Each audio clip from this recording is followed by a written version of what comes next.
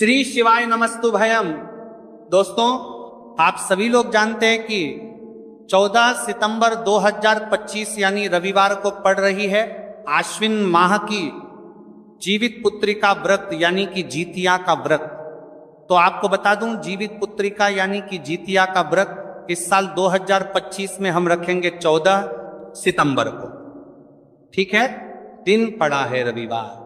रविवार के दिन हम व्रत रखेंगे और सोमवार के दिन हम पारण करेंगे। और दोस्तों, ये वह तिथि है जो आश्विन माह में पड़ने वाली सबसे बड़ी तिथि है, क्योंकि ये रविवार के दिन पड़ने वाली है। रविवार को मित्र आश्विन माह के बड़ी तिथि है।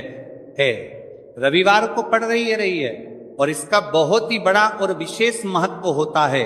अगर कभी भी मौका लग जाए और आश्विन माह की जीवित पुत्रिका व्रत को पड़ जाए तो आप लोगों को एक हरा नींबू वाला उपाय तो अवश्य ही करना चाहिए। इन दोनों का संयोग बहुत ही कम आता है। इसी के साथ में जी ने अपनी शिव पुराण कथा में बताया है कि इस दिन आपको एक एक हरा नींबू वाला उपाय तो आपको अवश्य ही करना चाहिए, क्योंकि ऐसा दिन पूरे साल में सिर्फ एक ही बार आता है।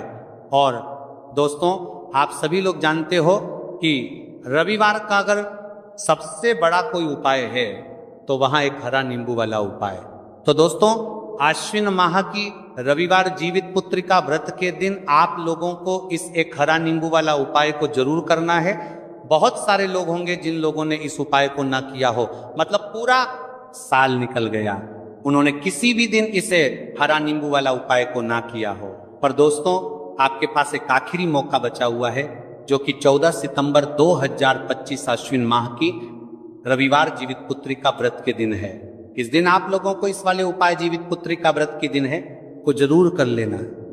भले ही आपने पूरे महीने भर इस उपाय को ना किया हो, पर अगर आपने इस आश्विन माह के रविवार जीवित पुत्रिका व्रत के दिन अगर इस वाले उपाय को कर लिया तो आपको इस उपाय को करने का वह फल मिलेगा जिसकी आपने कभी कल्पना भी नहीं करी होगी। इसीलिए आप लोग इस वाले उपाय को एक बार जरूर कर लेना है, ताकि आप लोगों के हाथ से यह मौका ना जा सके और आपको इस उपाय को करने का फल मिल सके। दोस्तों, यह उपाय पंडित जी ने अपनी अभी की ही श्री शिव महापुराण की कथा में बताया है। जी, इस उपाय को आज हम आपको बहुत अच्छे से समझाने वाले हैं। इस वीडियो को देखने के बाद इस उपाय को समझने के लिए आपको कोई और वीडियो को देखने की जरूरत नहीं पड़ेगी। तो चलिए दोस्तों, उपाय को शुरू में करते हैं। देखिए, ये इस आश्विन माह के रविवार के दिन ये इतना खास होता है, इतना महत्वपूर्ण होता है। देखा गया है कभी कभी बड़े बड़े पूजा पाठ अनुष्ठान से जो मनोकामना पूर्ण नहीं होते, वह आश्विन माह की रविवार के दिन एक छोटे से उपाय करने से ही आपकी मनोकामना पूर्ण हो जाती है। और बहुत सारे लोगों ने इस उपाय को किया भी है और उनको इस उपाय को करने का फल भी जरूर मिला है। अगर आप लोग भी इस उपाय को करना चाहते हैं तो आप इस उपाय को पहले अच्छे से समझ लेना, सुन लेना, उसके बाद करना। आपको इस उपाय का फल जरूर मिलेगा।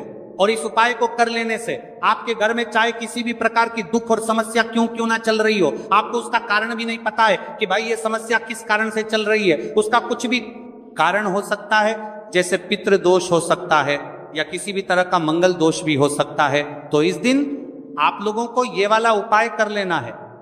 ये एक ऐसा उपाय है जिस उपाय को अगर किसी विशेष दिन पर किया जाए तो भाई उस विशेष दिन का जो है वह तो हमें मिलता ही मिलता है।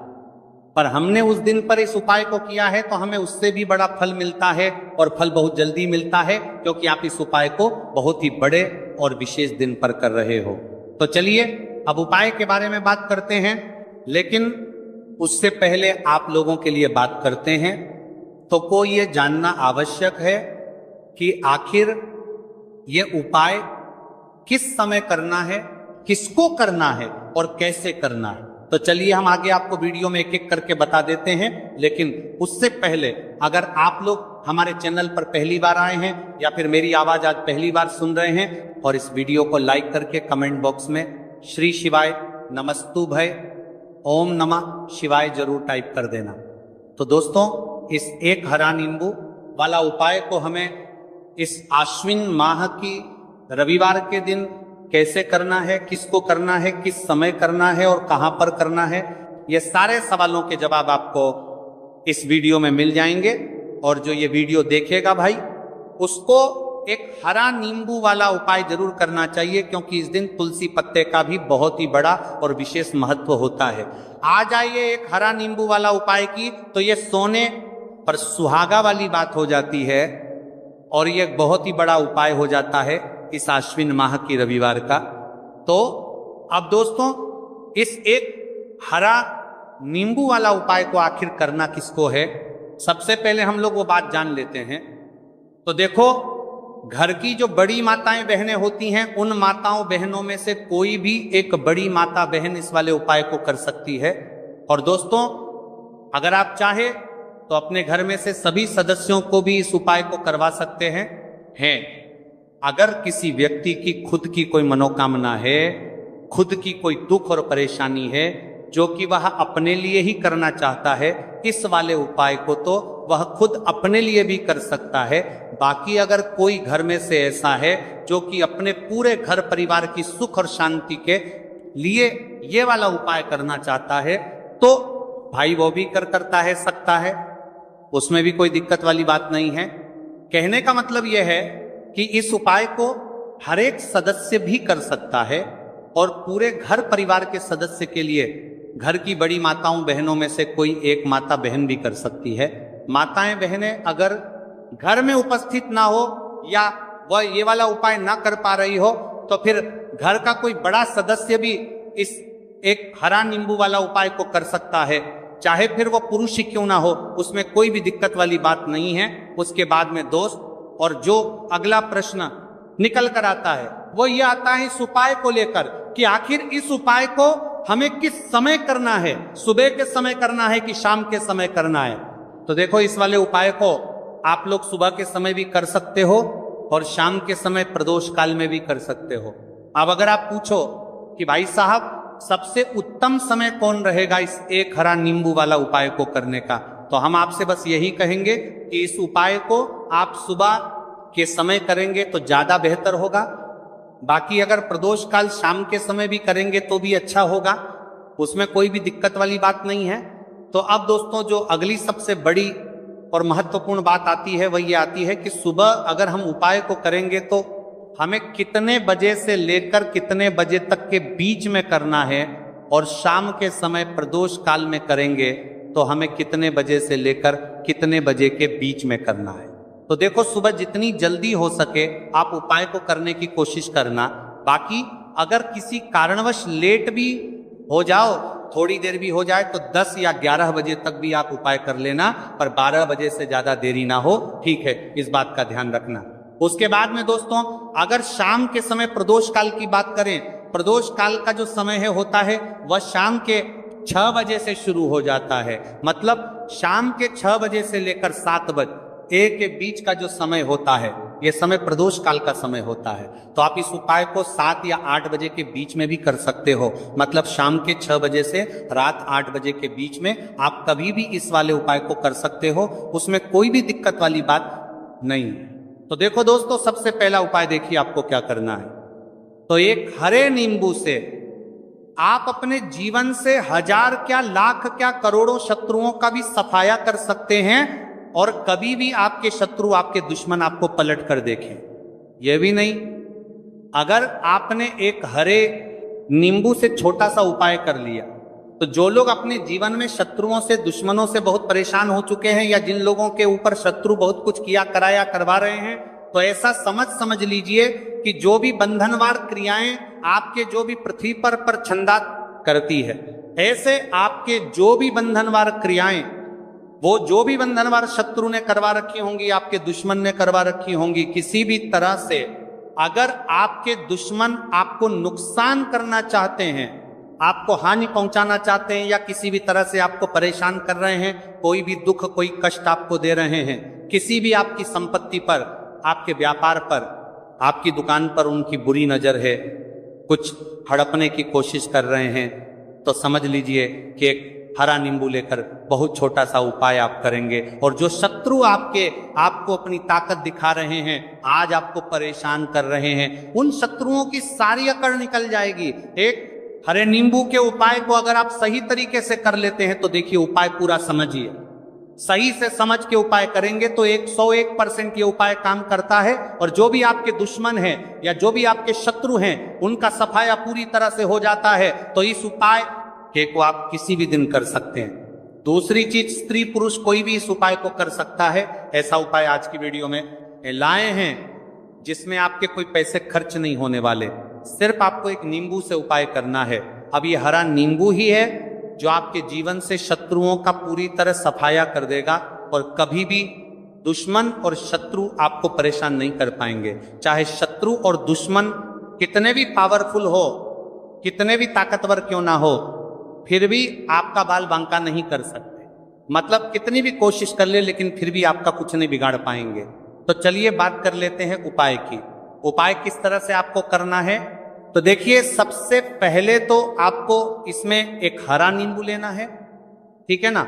अब ये उपाय गुप्त शत्रुओं के लिए भी है और उस दुश्मन के लिए भी है जो सामने से आप पर वार कर रहा है, आपको किसी भी तरह की धमकी दे रहा है, कोई नुकसान आपका कर रहा है, वह शत्रु भी परास्त हो जाएगा।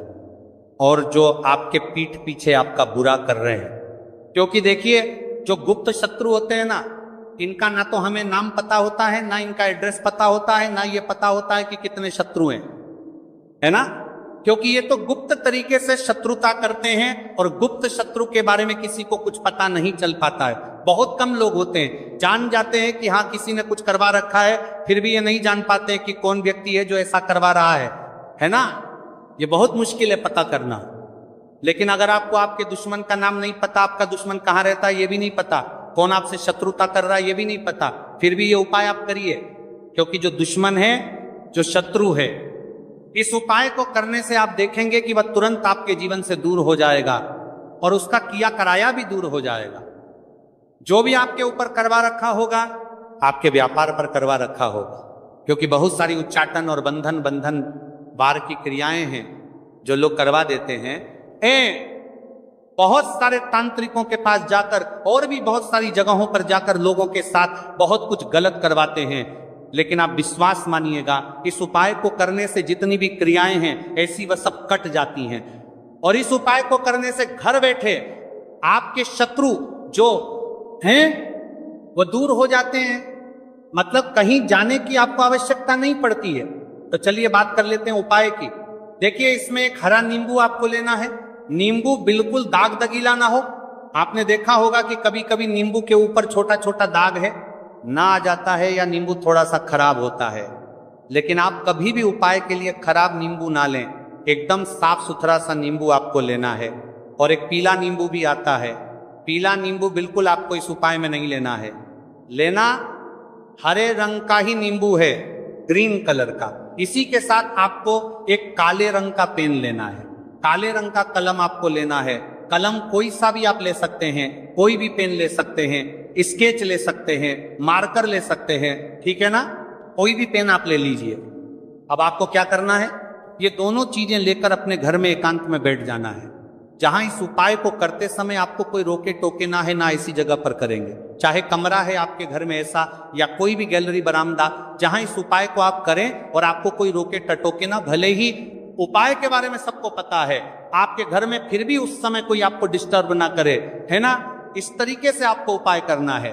तो देखिए, सबसे पहले नींबू आपने क्या करना है, नींबू पकड़ना है हाथ में और काले रंग के पेन से इस नींबू के ऊपर अपने दुश्मन का, अपने शत्रु का नाम लिख देना है। अब बहुत सारे लोग कहेंगे कि हमें तो ऐसे ऐसे शत्रु हैं हमारे जीवन में जो गुप्त हैं, जिनको हम जानते भी नहीं, उनका नाम कैसे लिखेंगे। तो देखिए, अगर शत्रु का नाम नहीं जानते, ये भी नहीं जानते कि कितने शत्रु हैं, तो केवल आप उस नींबू पर शत्रु लिख दे।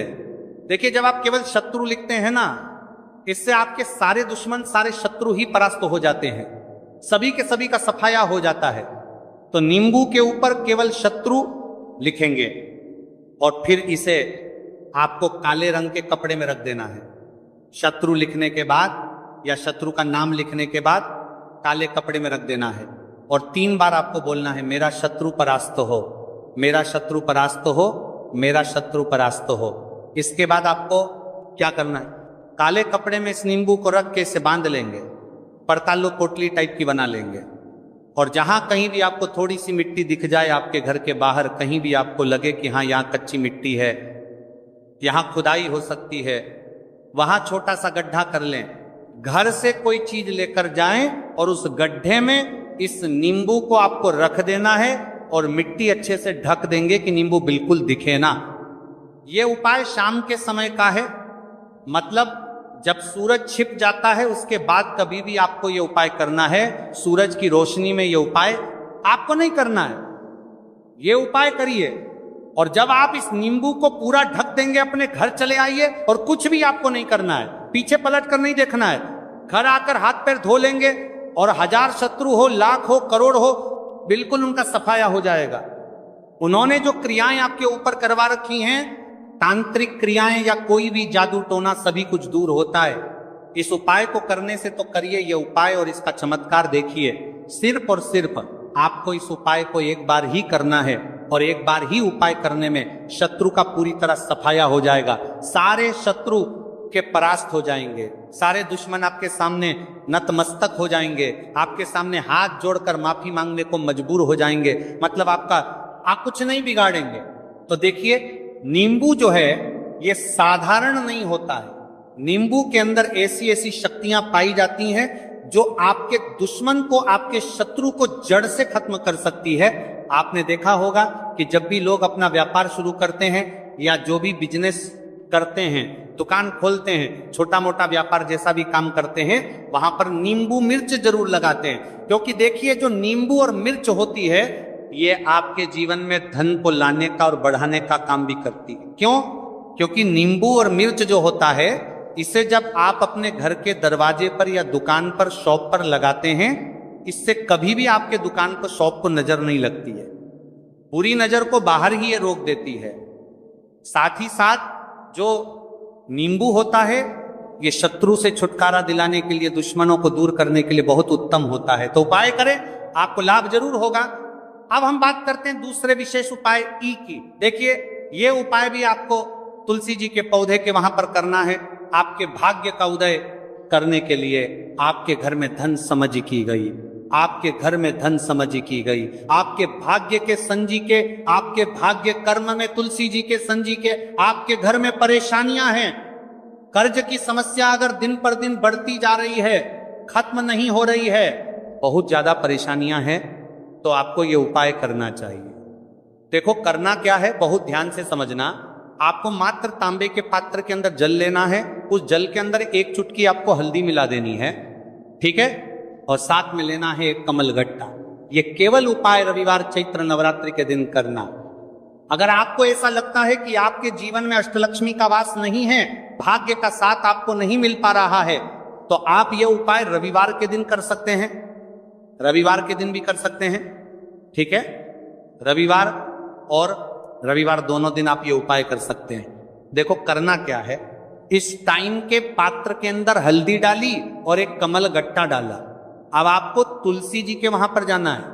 देखिए, जब आप हल्दी डालोगे जल के पात्र के अंदर, तब आपको ओम नमो भगवते वासुदेवाय का 11 बार जाप करना है। फिर हल्दी डालना है। जब आप कमल गट्टा बाप के समतर का बजा लें, जब आप कमल गट्टा 12 डालोगे, तब आपको ओम श्री नमः या ओम महालक्ष्मी नमः इस मंत्र का जाप करते हुए एक कमल गट्टा डालना है। 11 बार जाप करना है, ठीक है। कमल गट्टा और हल्दी दोनों होना चाहिए।